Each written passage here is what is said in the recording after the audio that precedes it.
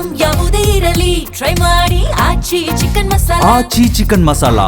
ಪೌತಿ ಖಾತೆ ಮಾಡಿಕೊಡಲು ಲಂಚ ಕೇಳಿದ್ನ ಗ್ರಾಮ ಲೆಕ್ಕಿಗ. ಲಂಚ ಕೇಳಿದ ಅಧಿಕಾರಿಗೆ ಹಿಗ್ಗಾಮುಗ್ಗಾ ಜಾಡಿಸಿದ್ದಾರೆ ರೈತ. ಶಾಸಕ ರಂಗನಾಥ್ ಅವರ ಜನಸ್ಪಂದನ ಕಾರ್ಯಕ್ರಮದಲ್ಲಿ ಈ ಒಂದು ಘಟನೆ ನಡೆದಿದೆ. ಪೌತಿ ಖಾತೆಯನ್ನ ಮಾಡಿಕೊಡೋದಕ್ಕೆ ಲಂಚವನ್ನ ಕೇಳಿದ್ನ ಹಾಗಾದ್ರೆ ಗ್ರಾಮ ಲೆಕ್ಕಿಗ ಎನ್ನುವಂತಹ ಪ್ರಶ್ನೆಗಳು ಮೂಡ್ತಾ ಇದೆ. ಲಂಚ ಕೇಳಿದ ಅಧಿಕಾರಿಗೆ ಹಿಗ್ಗಾಮುಗ್ಗಾ ಜಾಡಿಸಿದ್ದಾರೆ ರೈತರು. ಶಾಸಕ ರಂಗನಾಥ್ ಜನಸ್ಪಂದನ ಕಾರ್ಯಕ್ರಮದಲ್ಲಿ ಈ ಒಂದು ಘಟನೆ ನಡೆದಿದೆ. ಪಿಡಿಒ ಲಂಚವನ್ನ ಕೇಳಿದ್ರು ಎನ್ನುವಂತಹ ಆರೋಪ ಇದು.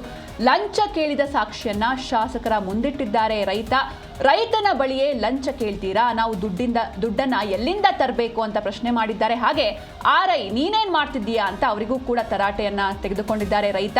ಹಾಗೆ ಅಲ್ಲೇ ಇದ್ದಂತಹ MLA ರಂಗನಾಥ್ ಅವರು ಕೂಡಲೇ ತನಿಖೆ ಮಾಡಿ ವರದಿಯನ್ನ ಕೊಡಿ ಅಂತ ತಹಶೀಲ್ದಾರ್ಗೆ ಸೂಚನೆಯನ್ನ ನೀಡಿದ್ದಾರೆ. ಈ ಒಂದು ಪೌತಿ ಖಾತೆ, ಈ ಒಂದು ಖಾತೆಯನ್ನ ಮಾಡಿಕೊಡೋದಕ್ಕೆ ಲಂಚವನ್ನ ಕೇಳಿದ್ದಾರೆ ಎನ್ನುವಂತಹ ಆರೋಪ.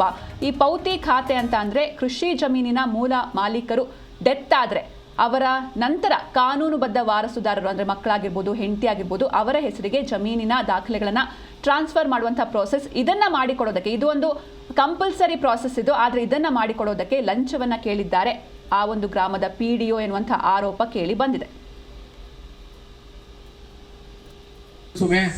ನಾಲ್ಕಾರು ಜನಕ್ಕೆ ಪ್ರಶ್ನೆ ರೈತರು ಉತ್ತರ ಕೊಡುವಾಗ, ಯಾಕಂದ್ರೆ ಹೇಳಕ್ಕೆ ಯಾರು ಬೇರೆ ಇಲ್ಲ ಮಾಡ್ತಾರೆ ಅಂದ್ರೆ ಇಸ್ಕೊಳ್ಳೋದು. ಒಂದು ಅಲಿಗೇಷನ್ ತೆಗ್ದಿದ್ದೀರಿ, ನನ್ಗೆ ಒಂದೇ ಒಂದು ವಿಟ್ನೆಸ್ ಕೊಟ್ಟರೆ ನಾನು ಸಸ್ಪೆಂಡ್ ಮಾಡೋದು ನನ್ನ ಜವಾಬ್ದಾರಿ ಅಲ್ಲ. ಕೊಟ್ಟಿರೋದಲ್ಲ ಅಂತ ಹೇಳ್ಸಿ ಈಗ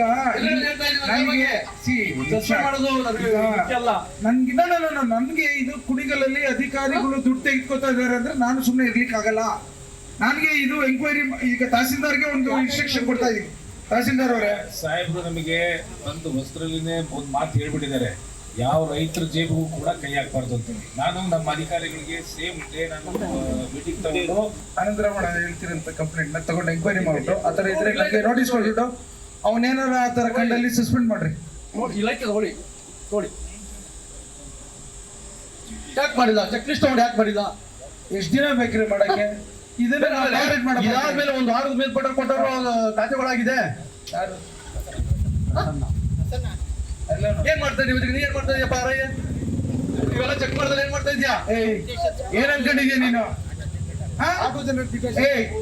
ಯಾಕಾಗಿಲ್ಲ ನೋಡ್ರಿ, 13ನೇ ತಾರೀಕು ಒಂದ್ ತಿಂಗಳು 2 ದಿವಸ ಆಯ್ತು, ಯಾಕೆ ಆಗಿಲ್ಲ? ಎಷ್ಟು ದಿನ ಬೇಕಪ್ಪ ನಿನ್ಗೆ ಮಾಡಕ್ಕೆ?